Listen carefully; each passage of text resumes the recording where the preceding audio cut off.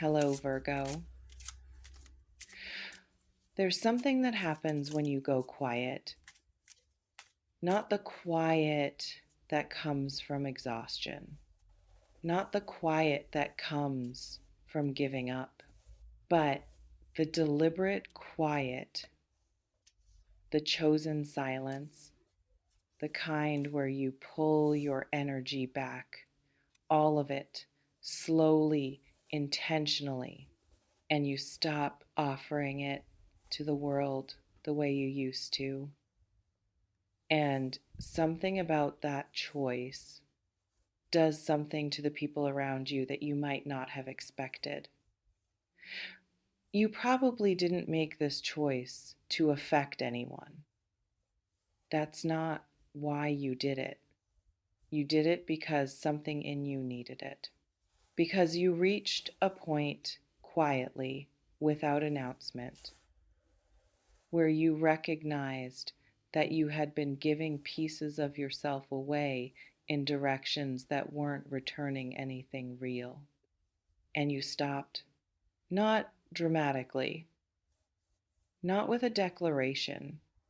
You just withdrew into yourself, into something more protected, more selective, more yours. But here's what's interesting about that kind of withdrawal. It's hard to explain, but when someone who carries a certain quality of presence suddenly goes quiet, when someone who had a particular warmth, a particular energy, a particular way of existing in a room or a conversation suddenly pulls that back, the people who were used to receiving it feel the absence in ways they didn't anticipate. Not everyone, not every person in your orbit has the sensitivity to notice. But certain people, the ones who were, maybe without fully realizing it, orienting toward you, those people notice in their body before they notice it, in their mind, in a restlessness they can't quite name, in a reaching towards something that isn't there the way it used to be, in a hunger that gets louder the more the thing it wants goes quiet. Um, there's a particular psychology to absence. And I think part of you has always understood this, even if you've never put it in those terms. The things we take for granted expand in our awareness the moment they're no longer available. What felt ordinary when it was present becomes extraordinary in its absence. What felt like background becomes foreground. What was easy to overlook becomes impossible to stop thinking about.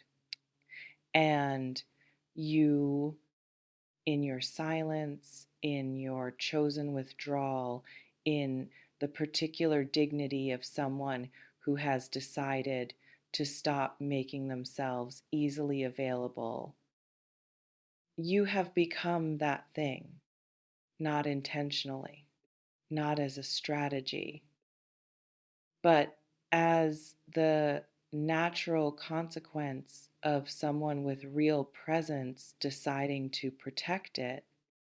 The presence didn't disappear, it concentrated. It became more itself, more distinct, more difficult to ignore precisely because it stopped trying to be noticed. Um, and there's someone, maybe more than one person, but there's someone specifically for whom that concentration of your presence has become something they weren't prepared for, something that arrived in their awareness slowly and then all at once, something that doesn't behave the way ordinary feelings behave, doesn't quiet down when they want it to, doesn't respond to logic, doesn't fade with distraction the way it should. Something that seems to intensify in direct proportion to your distance. It could be that what they're feeling right now is something closer to urgency than they've felt in a long time. Not the casual interest of someone who is simply available, but the specific disorienting urgency of someone who has realized, maybe too late, maybe right on time, that something they underestimated is actually irreplaceable. There's a difference between being wanted and being desired in the way I'm describing. Being wanted is relatively common. It's transactional often. It's about availability, about proximity, about convenience. You were wanted in that way before by people who wanted the version of you that was accessible, that was giving, that was making itself easy to receive.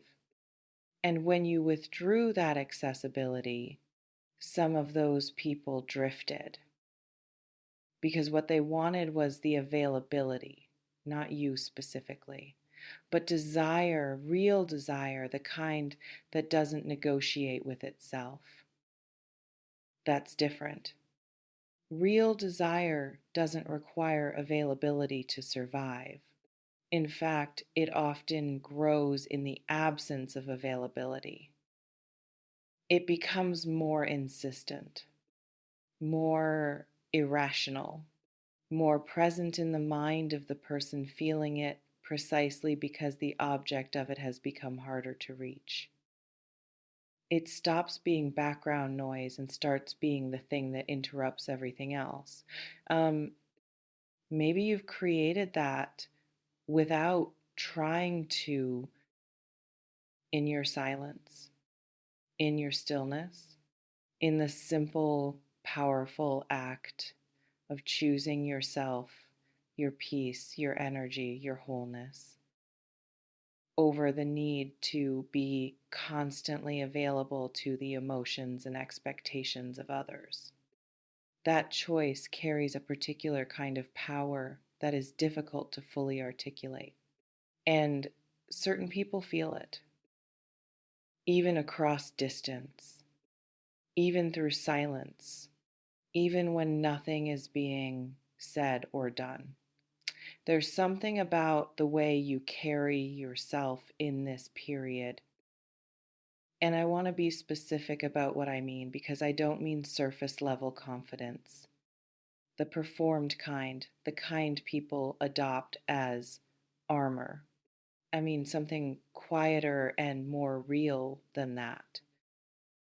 The particular quality of someone who has stopped needing external validation to feel whole, who has found or is finding a kind of internal sufficiency, who doesn't reach anymore the way they used to reach. Not because they don't feel, but because they've learned through whatever this season has cost them that their wholeness is not something another person gives them. That quality, that specific, hard won, quietly radiant quality, is one of the most disarming things a person can carry because it doesn't ask for anything. And things that don't ask for anything tend to make people want to offer everything. It's almost paradoxical. The less you need in this particular way, the more someone specific might be feeling the pull toward you growing into something they can't casually manage.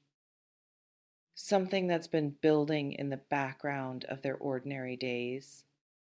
Something that interrupts them at inconvenient moments. Something that doesn't respond to the usual ways people quiet their own feelings.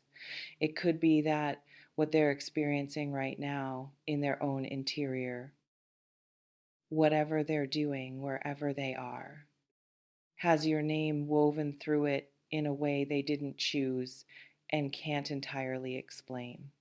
Not because of anything you did, but because of what you stopped doing, because of the space your withdrawal created, because of the way your silence made your presence louder than your presence ever was when you were available. I want to ask you something, and I want you to feel into it rather than think about it. When you made this choice, this quiet interior choice to withdraw, to go still, to stop pouring yourself outward, did any part of you feel guilty about it? Did any part of you feel like you were doing something wrong? Like you were being selfish or cold or difficult? Like you were supposed to stay available, stay open, stay soft for the benefit of people who weren't necessarily doing the same for you? Um, because that guilt, if it was there, is worth examining. Because what you actually did was something rare. You chose integrity over performance. You chose your own energy over the comfort of people who had grown accustomed to taking it for granted. You chose to become whole rather than remain endlessly available. And that is not a small thing. That is one of the harder things a person can do, especially when they care deeply, especially when staying open would have been so much easier. And maybe in some quiet way that you haven't fully given yourself credit for, that choice has been working on the situation in ways you haven't been able to see from inside it, shifting things, rearranging the dynamic, making certain people look at what they had or what they were close to having with new eyes, with a clarity they couldn't access when everything felt easy and available, with an urgency that only comes when something real is at risk of being truly permanently out of reach. There's something building in someone's interior toward you in the particular way that things build when they've been held back long enough. When what was manageable has slowly, quietly become unmanageable. When what was a feeling has become a pressure. When what could be ignored has become impossible to continue ignoring. And you, in your stillness, in your chosen quiet, in the particular grace of someone who has decided their energy is sacred, you don't have to do anything about that. That's the part that might be hardest to believe. You don't have to reach. You don't have to make yourself available. You don't have to perform openness or signal receptiveness or do any of the things you might have done before to make something easier for someone else. You can just stay in your stillness. Stay in this quiet that you chose. Stay in the particular dignity of someone who knows their worth in the bone deep way that can't be performed or faked. And let what's been building find its way to you in its own time, in its own way, through whatever door is still open. Um, because the thing about genuine desire, the kind that has been growing in someone's absence, that has been fed by distance and silence and the particular ache of something irreplaceable going quiet, is that it eventually needs to move toward something. It can't stay still forever. It reaches a point of density where staying silent costs more than speaking, where staying still feels more impossible than moving. And that point that specific threshold in someone's interior might be closer than you know in this particular window of time, in these particular days, where something in the atmosphere around you has been quietly, unmistakably charged. I'll leave you with this: not a conclusion, not a promise, just something worth sitting with.